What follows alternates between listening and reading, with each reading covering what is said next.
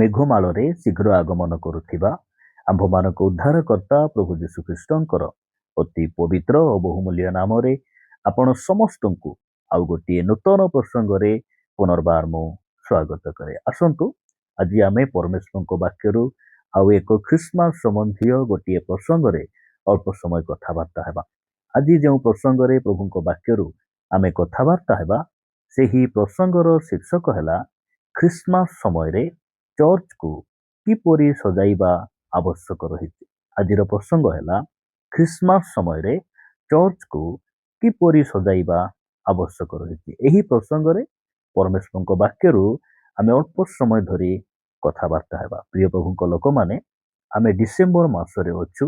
ଖ୍ରୀଷ୍ଟମାସର ମାସରେ ଆମେ ବସବାସ କରୁଛୁ। ଯେତେବେଳେ ଡିସେମ୍ବର ମାସ ଆସେ, ଖ୍ରୀଷ୍ଟମାସର ସମୟ ଆସେ, ଆମ ଖ୍ରୀଷ୍ଟିଆନ ସମାଜର ଅନେକ ଭାଇ ଭଉଣୀମାନେ ଗାଁ ଠାରୁ ସହର ପର୍ଯ୍ୟନ୍ତ ଆମେ କ'ଣ କରୁ? ଆମ୍ଭମାନଙ୍କ ଚର୍ଚ୍ଚ ଘରକୁ ଆମେ ପରିଷ୍କାର କରୁ। ଚର୍ଚ୍ଚ ଘର ଭିତରେ ଥିବା ବାହାରେ ଥିବା ସବୁ ଅଳିଆ ଆବର୍ଜନାକୁ ଆମେ ପରିଷ୍କାର କରୁ ଏବଂ ବାହାରେ ଆମେ ଫୋପାଡ଼ି ଦେଉ। ବିଭିନ୍ନ ମଣ୍ଡଳୀରେ ଲିଚୁ ମାଳ, ଲାଇଟ୍ ଡେକୋରେସନ, ବିଭିନ୍ନ ପ୍ରକାର ସୌନ୍ଦର୍ଯ୍ୟରେ ସେହି ଚର୍ଚ୍ଚ ଘରକୁ କ'ଣ କରାଯାଏ? ସୁସଜ୍ଜିତ କରାଯାଏ।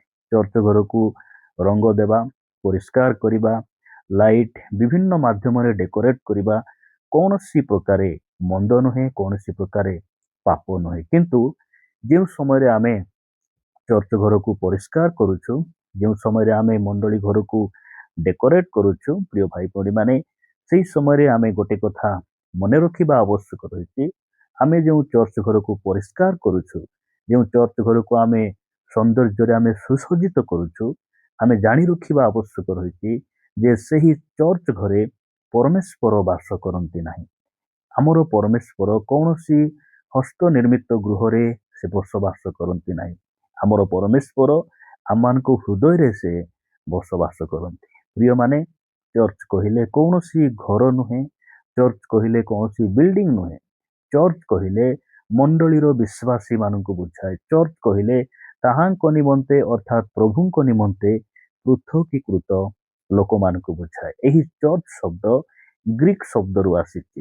ଏହି ଚର୍ଚ୍ଚ ଶବ୍ଦକୁ ହିନ୍ଦୀରେ କଲିସିଆ ବୋଲି କୁହାଯାଏ, ଆଉ ଏହି ଚର୍ଚ୍ଚ ଶବ୍ଦକୁ ଗ୍ରୀକରେ ଇକ୍ଲେସିଆ ବୋଲି କୁହାଯାଏ। ଏହି ଇକ୍ଲେସିଆ ଶବ୍ଦରୁ ଚର୍ଚ୍ଚ ଶବ୍ଦ ଆସିଛି ବା କଲିସିଆ ଶବ୍ଦ ଆସିଛି। ଇକ୍ଲେସିଆର ସମ୍ପୂର୍ଣ୍ଣ ଅର୍ଥ ହେଲା ପ୍ରଭୁଙ୍କ ନିମନ୍ତେ ପୃଥକୀକୃତ ଆଉ ମନୋନୀତ ଲୋକମାନଙ୍କୁ ବୁଝାଏ। ପ୍ରଭୁ ଯୀଶୁଖ୍ରୀଷ୍ଟ ଯେବେ ସେ ମେଘମାଳରେ ଆସିବେ, ଗୁପ୍ତ ଆଗମନରେ ଆସିବେ, ସେ କୌଣସି ଚର୍ଚ୍ଚ ଘରକୁ ନେବା ପାଇଁ ଆସିବେ ନାହିଁ। ଚର୍ଚ୍ଚ ଗୃହରେ ଥିବା ବିଶ୍ୱାସୀ ମାନଙ୍କୁ, ପବିତ୍ର ଜୀବନ ଯାପନ କରୁଥିବା ଭାଇ ଭଉଣୀ ମାନଙ୍କୁ ସେ ନେବା ପାଇଁ ଆସୁଛନ୍ତି। ପ୍ରିୟମାନେ, ଗୋଟିଏ ଚର୍ଚ୍ଚର ପ୍ରକୃତ ସୁନ୍ଦରତା ସେଇ ଚର୍ଚ୍ଚରେ ଲାଗିଥିବା, ସେଇ ଚର୍ଚ୍ଚ ଘରେ ଲାଗିଥିବା ରଙ୍ଗ, ଲିଚୁ ଲାଇଟ୍, ବିଭିନ୍ନ ପ୍ରକାର ଡେକୋରେଟ୍ ନୁହେଁ।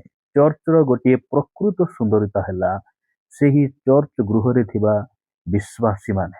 ସେଥିପାଇଁ ଆମେ ଏହି ଦିନ ମାନଙ୍କରେ ଆମେ ପ୍ରଭୁ ଯୀଶୁଖ୍ରୀଷ୍ଟଙ୍କର ସେହି ପ୍ରଥମ ଆଗମନ ବା ମନୁଷ୍ୟ ଦେହ ଧାରଣ କରି ଏହି ପୃଥିବୀ ପୃଷ୍ଠରେ ସେ ଜନ୍ମ ନେବାର ଉଦ୍ଦେଶ୍ୟକୁ ଆମ ମଣ୍ଡଳୀରେ ଥିବା ଭାଇ ଭଉଣୀ ମାନଙ୍କୁ ଆମେ ଭଲ ଭାବରେ ଶିଖାଇବା ଆବଶ୍ୟକ ରହିଛି, ବୁଝାଇବା ଆବଶ୍ୟକ ରହିଛି। ଯଦି ଆପଣ ମୋ ସହିତ ପଢିବେ ଗୋଟେ ବାକ୍ୟ, ପ୍ରଥମ କରନ୍ତୀୟ 3 ଅଧ୍ୟାୟ ତାର 16 ପଦରେ ଲେଖାଗଲା, ତୁମ୍ଭେମାନେ କି ଜାଣ ନାହିଁ ଯେ ତୁମ୍ଭେମାନେ ଈଶ୍ୱରଙ୍କ ମନ୍ଦିର ଆଉ ଈଶ୍ୱରଙ୍କ ଆତ୍ମା ତୁମ୍ଭମାନଙ୍କ ଅନ୍ତରରେ ବାସ କରନ୍ତି। ପ୍ରିୟମାନେ, ଆମର ପରମେଶ୍ୱର କୌଣସି ଘରେ, କୌଣସି ପାହାଡ଼ରେ, କୌଣସି ଗୁମ୍ଫାରେ ସେ ବାସ କରନ୍ତି ନାହିଁ। ଆମର ପରମେଶ୍ୱର ଆପଣଙ୍କ ଅନ୍ତରରେ ଆଉ ମୋ ଅନ୍ତରରେ ସେ ବାସ କରନ୍ତି। ସେଥିପାଇଁ ଚର୍ଚ୍ଚକୁ ଡେକୋରେଟ୍ କରିବା ଠାରୁ ମଧ୍ୟ, ଚର୍ଚ୍ଚକୁ ପରିଷ୍କାର କରିବା ଠାରୁ ମଧ୍ୟ ଆମ ମଣ୍ଡଳୀର ଭାଇ ଭଉଣୀ ମାନଙ୍କର ହୃଦୟ ଯେପରି ପରିଷ୍କାର ହେବ, ଯେପରି ସେମାନେ ପାପରୁ ମନ୍ଦରୁ ସମ୍ପୂର୍ଣ୍ଣ ଉଦ୍ଧାର ପାଇବେ, ପରିତ୍ରାଣ ପାଇବେ, ଏହି ବିଷୟକୁ ଆମେ ଧ୍ୟାନ ଦେବାର ଆବଶ୍ୟକ ରହିଛି। ପ୍ରଭୁ ଆମମାନଙ୍କୁ ଅନୁଗ୍ରହ କରନ୍ତୁ। ପ୍ରିୟମାନେ, ଆପଣମାନେ ମୋ ସହିତ ଗୋଟେ ବାକ୍ୟ ପଢିବେ, ସେହି ଖ୍ରୀଷ୍ଟମାସର ଘଟଣା। ଏହି ଖ୍ରୀଷ୍ଟମାସ ଗୋଟେ ପରିବାରରେ ଘଟିଥିଲା, ଆଉ ସେ ପରିବାରରେ ପରମେଶ୍ୱରଙ୍କ ବାକ୍ୟ ଏ ପ୍ରକାର କହେ। ଆପଣମାନେ ମାଥିଉ ଲିଖିତ ସୁସମାଚାର ଏକ ଅଧ୍ୟାୟକୁ ଆସିବେ। 1 ଅଧ୍ୟାୟ 24 ପଦରେ ଆମେ ପଢୁଛୁ, ସେଥିରେ ଯୋସେଫ ନିଦ୍ରାରୁ ଉଠି ପ୍ରଭୁଙ୍କ ଦୂତ ତାଙ୍କୁ ଯେପରି ଆଜ୍ଞା ଦେଇଥିଲେ ସେହିପରି କଲେ ଓ ନିଜ ଭାର୍ଯ୍ୟାଙ୍କୁ ଗ୍ରହଣ କଲେ। ପ୍ରିୟମାନେ, ଏହି ସ୍ଥାନରେ ଆମେ ଦେଖୁଛୁ ଯେ ଖ୍ରୀଷ୍ଟମାସ କହିଲେ କଣ? ଖ୍ରୀଷ୍ଟମାସ କହିଲେ ପରମେଶ୍ୱରଙ୍କର ଆଜ୍ଞାବହତାକୁ ବୁଝାଏ। ଏହି ସ୍ଥାନରେ ଲେଖାଯାଏ, ପରମେଶ୍ୱର ଯୋସେଫଙ୍କୁ ଯେମିତି ଆଜ୍ଞା ଦେଇଥିଲେ ସେହି ଆଜ୍ଞା ଅନୁସାରେ ସେ କର୍ମ କଲେ। ଆମ ମଣ୍ଡଳୀକୁ ଯେତେ ଆମେ ରଙ୍ଗ ଦେଉ, ଯେତେ ସୁନ୍ଦର ଭାବରେ ଆମେ ସଜସାଜ କରୁ, ତା ଠାରୁ ମଧ୍ୟ ଆମ ବିଶ୍ୱାସୀ ମାନଙ୍କୁ ଯଦି ଆମେ ଆଜ୍ଞାବହତା ଶିଖାଇବା ତାହେଲେ ବହୁତ ଭଲ ହେବ। ଗୋଟିଏ ମଣ୍ଡଳୀର ସୁନ୍ଦରତା ସେହି ମଣ୍ଡଳୀ ଘରର ଡେକୋରେଟ, ସେଇ ମଣ୍ଡଳୀ ଘରେ କେତେ ଟଙ୍କାର ମ୍ୟୁଜିକ ସେଟ୍ ଅଛି, ସେଇ ମଣ୍ଡଳୀ ଘରେ କେତେ ଟଙ୍କାର ବାଦ୍ୟ ବୀଣା ଯନ୍ତ୍ର ଅଛି, ସେଇଟା ଗୋଟେ ମଣ୍ଡଳୀର ସୁନ୍ଦରତା ନୁହେଁ। ଗୋଟିଏ ମଣ୍ଡଳୀର ସୁନ୍ଦରତା ହେଲା ବିଶ୍ୱାସୀ ମାନେ।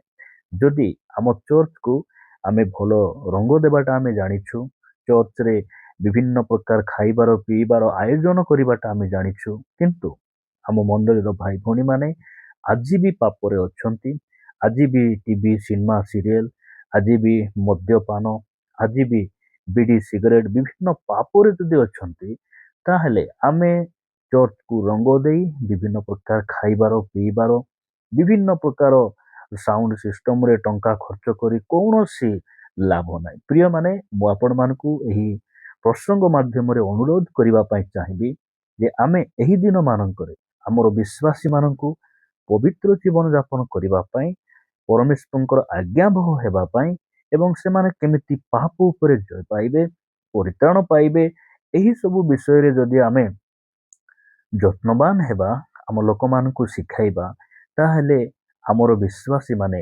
ଆଶୀର୍ବାଦ ପାଇବେ, ଉଦ୍ଧାର ପାଇବେ, ପରିତ୍ରାଣ ପାଇବେ। ଏହା ଗୋଟିଏ ଚର୍ଚ୍ଚର ପ୍ରକୃତ ସୁନ୍ଦରତା ଅଟେ। ପ୍ରଭୁ ଆମମାନଙ୍କୁ ଅନୁଗ୍ରହ କରନ୍ତୁ। ପ୍ରିୟମାନେ, ସାଧୁ ପାଉଲ ଯେତେବେଳେ ସେ ରୋମିଓ ମଣ୍ଡଳୀକୁ ଗୋଟିଏ ପତ୍ର ଲେଖିଲେ, ଆଉ ସେ ଲେଖୁ ଲେଖୁ ପ୍ରାରମ୍ଭରେ ସେ ପ୍ରକାର କହନ୍ତି, ଆପଣମାନେ ରୋମିଓ ପୁସ୍ତକ 1 ଅଧ୍ୟାୟ 8 ପଦ ପଢିବେ। ଲେଖାଯାଏ, ପ୍ରଥମରେ ତୁମ୍ଭମାନଙ୍କ ବିଶ୍ୱାସର ସୁସମ୍ବାଦ ଯେ ସମୁଦାୟ ଜଗତରେ ଶୁଣା ଯାଉଅଛି, ଏଥି ନିମନ୍ତେ ମୁଁ ତୁମ୍ଭ ସମସ୍ତଙ୍କ ସକାଶେ ଯୀଶୁଖ୍ରୀଷ୍ଟଙ୍କ ଦ୍ୱାରା ମୋହର ଈଶ୍ୱରଙ୍କୁ ଧନ୍ୟବାଦ ଦେଉଅଛି। ପ୍ରଭୁଙ୍କର ଗୌରବ ହଉ। ସାଧୁ ପାଉଲ ସେ ରୋମିଓ ମଣ୍ଡଳୀର ବିଶ୍ୱାସୀ ମାନଙ୍କର କଥା ସେଇ ସ୍ଥାନରେ ସେ ଦର୍ଶାଉଛନ୍ତି, ଲେଖୁଛନ୍ତି ଯେ ମୁଁ ତୁମ୍ଭମାନଙ୍କର ସୁସମ୍ବାଦର ସେହି ବାର୍ତ୍ତା ଶୁଣି ମୁଁ କଣ କରୁଛି, ଯୀଶୁଖ୍ରୀଷ୍ଟଙ୍କ ଦ୍ୱାରା ମୋର ପିତା ପରମେଶ୍ୱରଙ୍କୁ ମୁଁ ଧନ୍ୟବାଦ ଦେଉଛି। ରୋମିଓ ମଣ୍ଡଳୀର ବିଶ୍ୱାସୀ ମାନଙ୍କର ସୁସମ୍ବାଦ କେବଳ ଗାଁ ପାଖରେ ନୁହେଁ, ସାହିରେ ନୁହେଁ, ପାଖାପାଖି ଅଞ୍ଚଳରେ ନୁହେଁ, ସମୁଦାୟ ଜଗତରେ ବ୍ୟାପିଗଲା ସେମାନଙ୍କର ବିଶ୍ୱାସର ସୁସମ୍ବାଦ। ପ୍ରିୟମାନେ, ଆମର ଖ୍ରୀଷ୍ଟମାସ କେତେ ମଜାଦାର ଥିଲା। ଖ୍ରୀଷ୍ଟମାସରେ ଆମେ କେତେ ଟଙ୍କା ଖର୍ଚ୍ଚ କଲୁ, ଖ୍ରୀଷ୍ଟମାସରେ ଆମେ କେତେ ଟଙ୍କା ଡେକୋରେଟରେ ଆମର ଖର୍ଚ୍ଚ ହେଲା, ଖ୍ରୀଷ୍ଟମାସରେ କେତେ ଟଙ୍କାର ରଙ୍ଗ ଆମେ ଦେଇଥିଲୁ। ଏହା ଲୋକମାନଙ୍କ ନିକଟରେ ପ୍ରକାଶ ନ ପାଇ ମଧ୍ୟ ଖ୍ରୀଷ୍ଟମାସ ସମୟରେ ଆମ ଭାଇ ଭଉଣୀ ମାନେ ପରିବର୍ତ୍ତିତ ହେଇଗଲେ। ଖ୍ରୀଷ୍ଟମାସ ସମୟରେ ମନ ପରିବର୍ତ୍ତନ ଲୋକଙ୍କର ହେଇଗଲା। ଖ୍ରୀଷ୍ଟମାସ ସମୟରେ ଉପବାସ କଲେ ଆମ ଚର୍ଚ୍ଚ ଲୋକ, ଖ୍ରୀଷ୍ଟମାସ ସମୟରେ ପାପ ଛାଡ଼ିଲେ। ଏହି ସବୁ କଥା ଯେ ପ୍ରକାର ଅନ୍ୟମାନେ ଶୁଣିବେ ଏବଂ ଏହି ସବୁ କଥା ଗାଁରେ ଚହଳ ପଡ଼ିବ, ଏହି ପ୍ରକାର ଆମ ଚର୍ଚ୍ଚକୁ ଆମେ ପ୍ରସ୍ତୁତ କରିବା ଆବଶ୍ୟକ ରହିଛି। ଏହା ହେଉଛି ଗୋଟିଏ ଚର୍ଚ୍ଚକୁ ସଜାଇବାର ଗୋଟିଏ ପ୍ରକୃତ ମାଧ୍ୟମ ଆଉ ସତ୍ୟତା। ପ୍ରିୟମାନେ, ପ୍ରଭୁ ଆମମାନଙ୍କୁ ଅନୁଗ୍ରହ କରନ୍ତୁ। ପରମେଶ୍ୱର ଆମକୁ କୌଣସି ବାହାରକୁ ପରିଷ୍କାର କରିବା ପାଇଁ ସେ ଆସିଲେ ନାହିଁ। ଆମର ଅନ୍ତର ଯେପରି ପରିଷ୍କାର ହେବ ଆଉ ଆମମାନଙ୍କ ଅନ୍ତରରେ ସେ ଯେପରି ବାସ କରିବେ, ଏଥିପାଇଁ ଏ ପୃଥିବୀ ପୃଷ୍ଠରେ ଆସିଥିଲେ।